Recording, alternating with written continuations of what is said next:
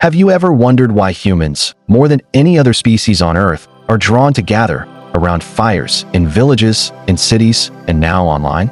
It's easy to say it's just culture or convenience.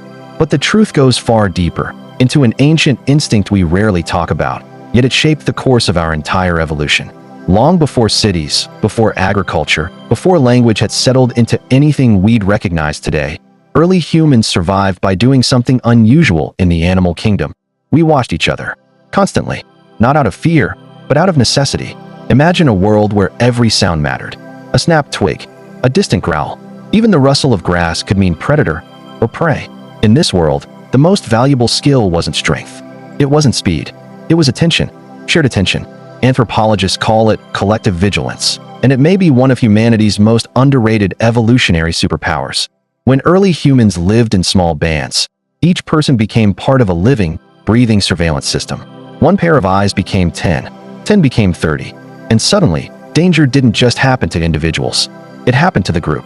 This changed everything. Because once survival became collective, behavior became collective too. We began mirroring each other, learning from each other, predicting each other.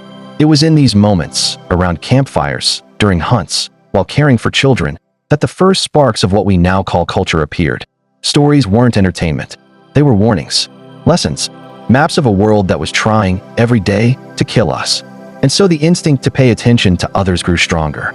We watched expressions, gestures, patterns.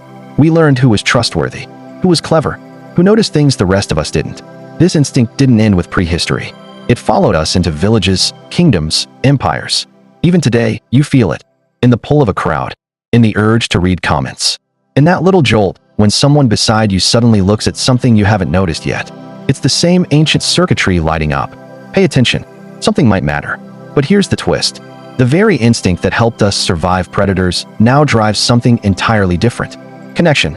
When you laugh because someone else laughs. When you feel uneasy because the room feels uneasy. When a story shared by a stranger on the internet makes you feel understood. That's collective vigilance evolving into collective empathy. We don't just watch each other anymore. We understand each other. We feel with each other. This ability to link our minds through shared attention and shared emotion may be the quiet force that allowed us to build everything from art, to religion, to science, to civilization itself. It's easy to think of humanity's greatest strengths as physical inventions, tools, fire, language. But maybe one of our most powerful tools was never made by our hands at all.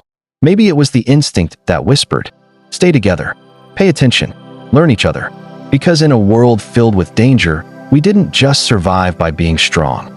We survived by being aware of our environment, of our challenges, and most importantly, of each other. And maybe that's the real story of humankind. The story of a species that watched, learned, and grew, not alone, but side by side, just like we still do today.